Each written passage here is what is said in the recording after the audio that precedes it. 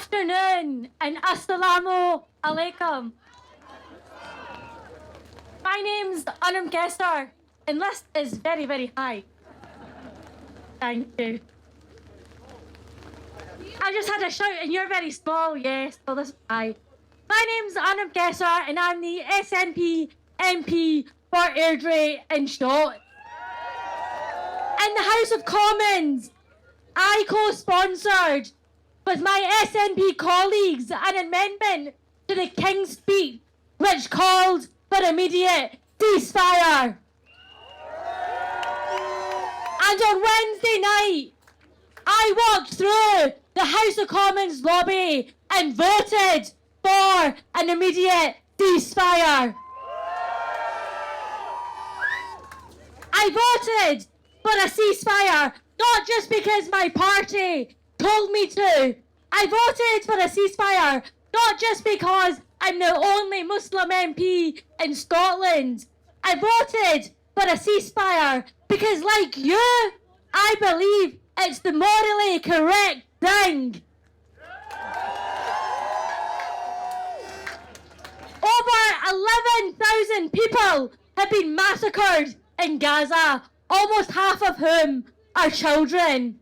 Over 1,000 people killed in Israel by the atrocious attack by Hamas. These numbers are rising and they will continue to rise daily unless there's an immediate ceasefire. Israel has crossed every red line imaginable and continues to break international law. In Gaza, 2/3 of all hospitals and clinics have now ceased to function due to a lack of fuel or they've been damaged. We've all seen the heartbreaking pictures and videos of premature babies being removed from incubators because supplies are running out. Pregnant women are having cesareans without anaesthetic. When I last spoke at this rally, I said I was horrified. Horrified is no longer a word I can use. I'm ashamed. Ashamed that MPs and people are refusing to call for a ceasefire. And to the Westminster establishment, we say loud and clear, ceasefire now! Ceasefire now! Ceasefire now! Ceasefire now! Ceasefire now! Every war ends with cessation of hostilities. So it's not a question if there will be a ceasefire. The question is, when will there be a ceasefire? How many Palestinians, how many innocent people need to die before there's a ceasefire? Behind every number and statistic we hear, there's a human being.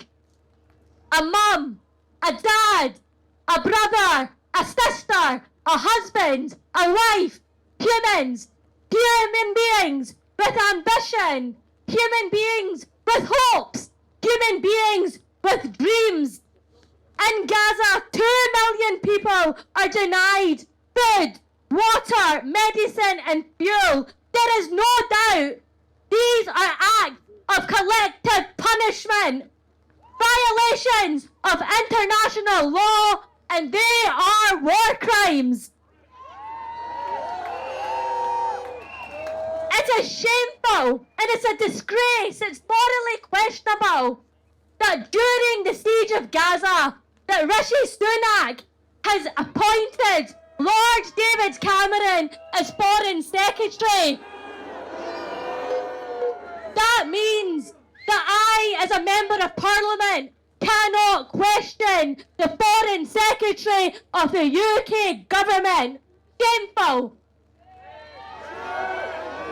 My first question in the House of Commons when I was elected was on British-made weapons being sold to Israel.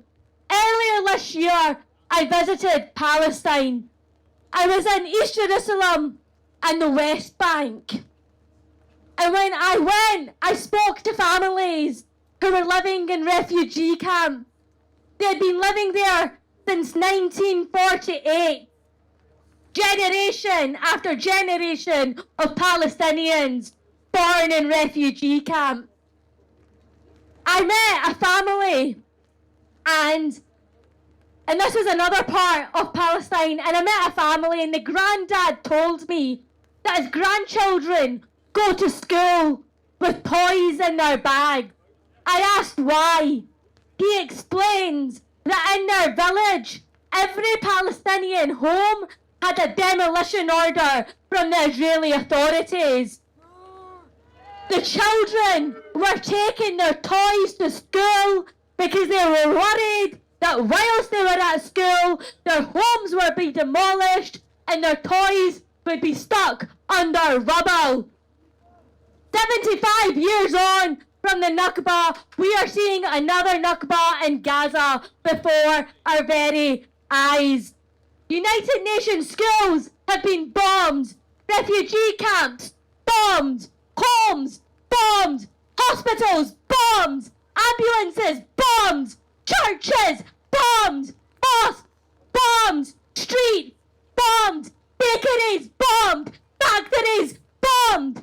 The Palestinian people are continually subjected to discrimination and oppression by the Israeli authorities. Like you, I will not be silenced. Like you, I will continue to march. Like you, I will continue to organise.